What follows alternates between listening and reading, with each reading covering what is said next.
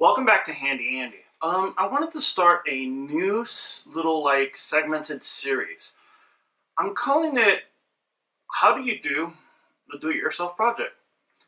DIY, right? Um, on the internet I looked and there's all these ideas for all these DIY projects. And the truth is like, all right, they expect you to know how to use all these tools and stuff like that. I'm going to go through the step-by-step stuff that I'm going to cover and the way I approach it and the way I get something done. As we know, this channel was originally created, so I have somewhere to outlet all my hobbies and plans in the workshop. I've gotten about 50% of it actually fixed up and cleaned out. I'm able to record inside the shop without having the garage door open and recording outside. Isn't that cool? Got the X-Carve up and running. I got my lathe and mill behind you guys up and running. But there's still a problem. I have quite a bit of clutter. There's stuff here, and I still can't use my work table, which I want to get to working. But every time I work on a project for this channel, I have a problem. I can't find all my tools, specifically my cordless tools. And that's really starting to bug me because I really want to be able to get things done quicker so I can pump out more videos. So this project is creating a wireless tool cabinetry with cabinet slots to be able to store the accessories for those said tools. So let's get going and seeing what I'm talking about, all right? So first off, the idea is to organize the garage. I'm going to show you in a little bit what I mean when I turn the camera around and I show you where all my cordless tools are, where I was trying to stage them, and how unfruitful that was. Alright, after that I'm going to cover the research I did and what I found, and then my idea. Alright, let's get going on that. Alright, so as I said, we got a lot of this garage cleaned out. If you look here, it's pretty nice, but over here it's a little messy. But if you look behind me right now, there's a whole lot of mess on that table and on my workbench. You can see workbench right there and my tool cabinet. Now you can see there's a drill there. There's a circular saw there, there's a jigsaw there, there's a sander over there, and I have no idea where my impact drill is and a few other tools. I was storing it in the bottom drawer, but that turned out to be a pain to open and close it all the time to get my tools out. So what I did is I'm like, where do I have open space? Well, look at this space right above my tool box. I have that entire area right here, this right here, open. So that's where I plan to build a cabinet. You know, I'll start here so the tools can hang down and not hit the top of the tool rack, and then above it some storage. And I'm going to show you how I went about that. So the first thing I did is that I knew what I wanted, per se, in my imagination, and trying to figure out what other people have done. So I went onto my regular websites. I'll put them right here now so you can see them while I'm talking. And looked up the different projects, mostly from like Instructables and how to do it and stuff like that. Just different websites. I did a quick Google search, found these two projects that I thought were okay. They're a little small for me, but they give the basic idea. One of them is a bit rough, and I thought maybe I can clean it up a bit. And I want to be able to store more tools. So the first thing I need to do really is start a project.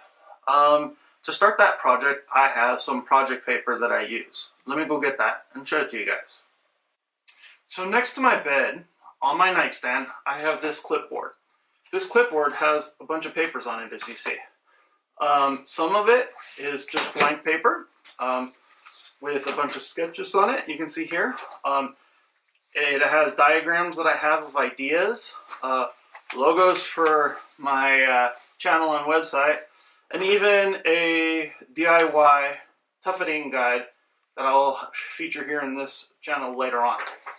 But what I want to show you is actually this set of papers that I have here. This is a project paper, and through the magic of editing, that's what it looks like when you're looking at it. At the top you see there's a name, a project, and a date. I typically don't put a name, but I'll do a project, then I'll put the date, and then I put tasks. As you saw here, I did research cabinet design, which tools to hang, cabinet shelves, and then cut the shelves with the X-Carve. I'll cover that a little later. And then on the left side, I have notes on what I want to do here to show you guys what I was going to do. Then in the multi-line section, I have just a rough sketch of what I want to do with you guys. All right. So this is first the idea. I got my idea onto paper. People say this: put your ideas down. After you put them down, they'll come to fruition. That's something I learned with my learning disability, is that sometimes if I don't put it down on paper, I'll never get it out of my head. I am gifted in what's called 3D perception, which today I don't really know what that means, but I know how to picture this already in my head in the way I want it to look on that shelf. So next, I do all the research. Like I said, I visited those websites, and I looked at their designs, and I decided, well, this is what I like and I don't like. So the first thing I need to do really is figure out how many tools do I want to actually hang up there. So let me gather those tools. And with the magic of editing,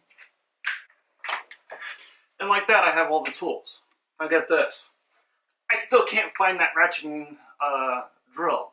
It's really taking me off. Well, it's one of my favorite tools. Who knows where it's hiding in this mess of a garage that I'm still trying to keep up.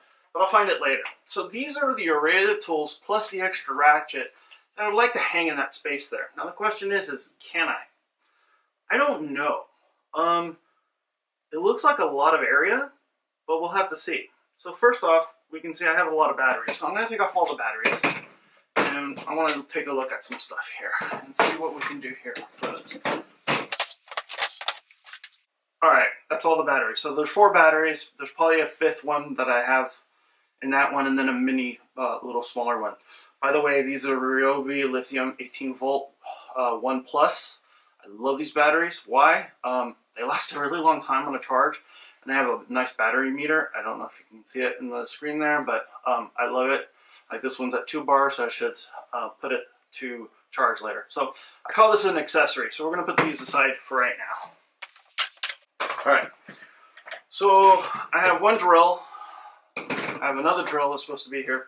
I have a sander. It's actually pretty light. I have my jigsaw. I have my circular saw. I have a handy dandy wireless grinder, which I love. And I have a trim router, which I use a lot. So the question is can I get that all to fit on there? So let's see.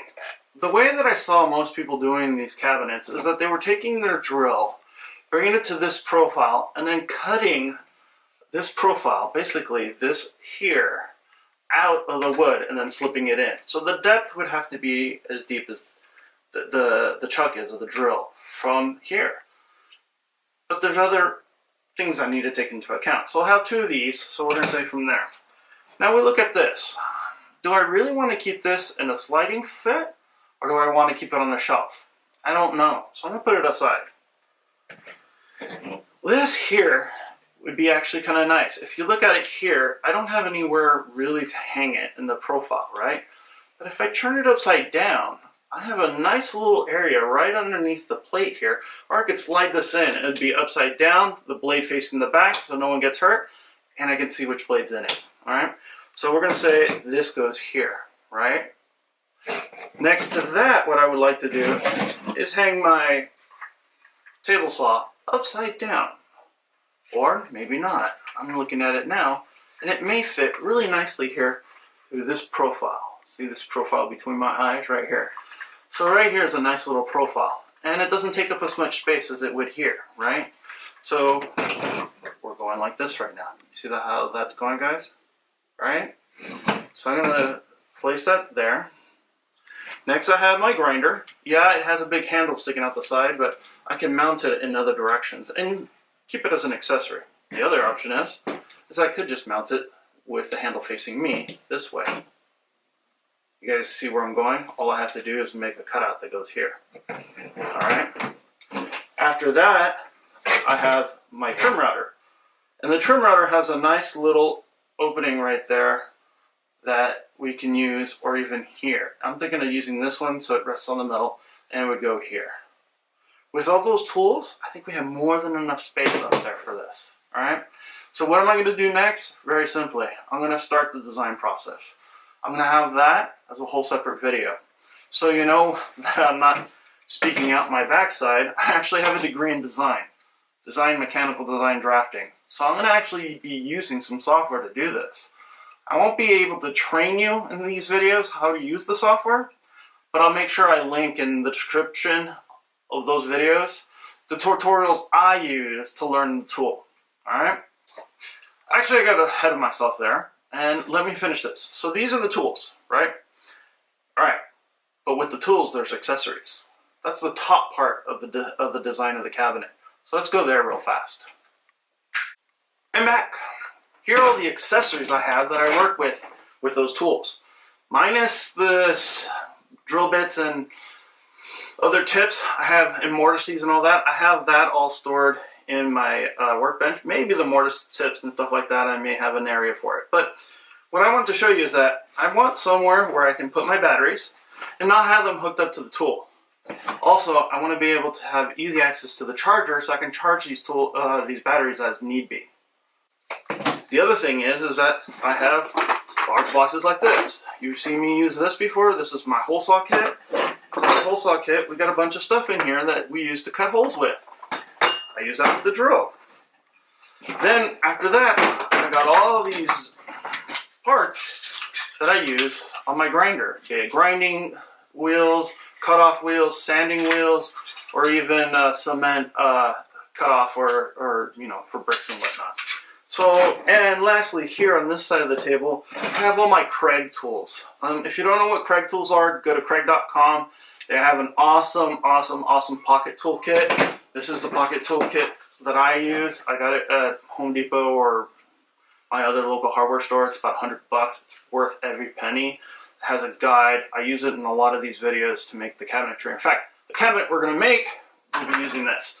I want somewhere to store this and all its accessories like screws and stuff. Talking about that, my idea is pretty interesting. I want to be able to put these above the tools. Why? Well, let me show you. One nice thing about these Milwaukee, DeWalt, and HDX, they all have their own brand, is that I can actually stack them. So if I get another one, I can actually stack another one on top of it if I'm going on the go on a project. It's not usually the fact here. I'm usually in my shop. But when I open up these kits, when I open this up, it comes pre-organized. They are these little bins, and then these much larger bins. And then I can mix and match them in here how I want. Right now I have all the Kreg bits and all my other construction screws and nails and stuff strewn all about the shop. I never have a central spot where I can just pull something out and be able to organize them. I'm actually taking this idea from another YouTuber. His name is Alex Steele. I watch his channel all the time. I'll make sure to put the description in the link. He's an awesome guy. Maybe I can do a collab with him one day, but that's a far-fetched idea. So I want to be able to put these up in the cabinet also. Why? Well, I want to centralize all the stuff so I know exactly where to go, pull out the stuff I need, and then put it back. Now the question is how do I make the storage for this? Do I just want to make it lay down like this where these fall in and I put a shelf for each one? Do I put them sideways like this? There's a lot of design ideas I need to work out and figure out how these upper shelves are going to look. And then be able to store all this other stuff in there too. If I can do all that, I'm going to be taking all this extra garbage I have laying. Okay, not extra garbage, but stuff that I use, organize it all, and put it away. Okay? With that, we'll move on now to the design phase, and I'll see you in the next video. Please subscribe, leave a comment, thumbs up, and I'll see you on the next video. With that, Handy Andy, over and out.